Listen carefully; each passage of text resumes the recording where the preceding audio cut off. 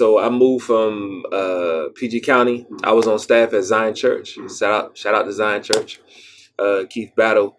And what led me to move was that this call of God was on my life to go to DC. I was on staff for 7 years with Zion Church in Glen Arden. They brought together 2 youth ministries and called it Merge. So I was on staff as a youth pastor at Zion Church. And then in 2011, I guess that was about maybe 4 years into me being a youth pastor at Zion Church, we brought our youth ministries together with First Baptist Church of Glen Arden and made Merge. So you had two predominantly African-American megachurches come together. We were reaching 4,000 kids every time we got together.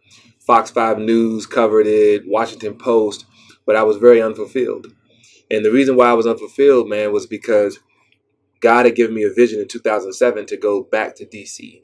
I went to school in D.C. as a kid, but as Chocolate City, as D.C. was called in the 90s, became the murder capital of the country.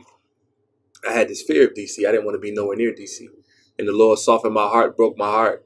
And I got very discontent doing ministry in the suburbs. And the Lord called me back here to Northeast D.C. So I moved here in D.C. in 2013. My family and I resigned from Zion Church with Pastor Keith Battle's blessing. And I just went out on a journey on faith, man, to just seek him to plant Revolution Church. I felt God calling me to pastor a new church in D.C. And Revolution Church, we've been in existence for a little over 2.5 years now. We were blessed to have a great transition. We were able to rent a nice home in Northeast, and we're still in that home to this day. My wife was able to start working in DC public schools, which was a blessing. She teaches kindergarten, and my sons adjusted well to DC public school system. And I started out, man, being a substitute teacher. I was going to be a bivocational pastor. I kept trying to look for jobs in the city, and nobody would hire me. Some said I was overqualified from all my years of experience with youth. I couldn't get a nonprofit job to save my life, and the Lord gave me a piece to say, you're going to do full-time ministry. You won't be doing any secular work. And that's when, Zion Church blessed me to salary me for a whole year, surprised me. And we started doing outreaches in the city, started getting our interest meetings going. People said, I want to be a part of Revolution. And we started praying and just doing outreach in ministry. And from there, we started having our worship experiences every Sunday in 2014. So we went about 7 to 8 months just doing ministry in the city, outreaches, praying, meetings. And then we started having Sunday gatherings. So my family is doing well. It took us a while to get adjusted to it. We were hearing gunshots. My wife's car got shot.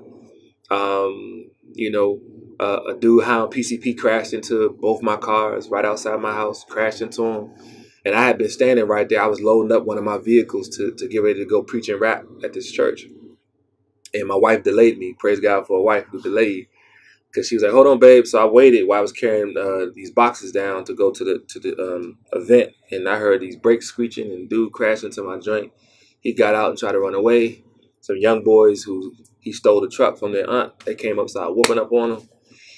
And I jumped out there and told him to chill. And the cops showed up and I started preaching right there on the street.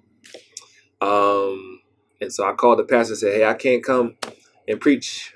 I know I'm supposed to be there in an hour, man, but God's got an assignment for me right here in the street, literally.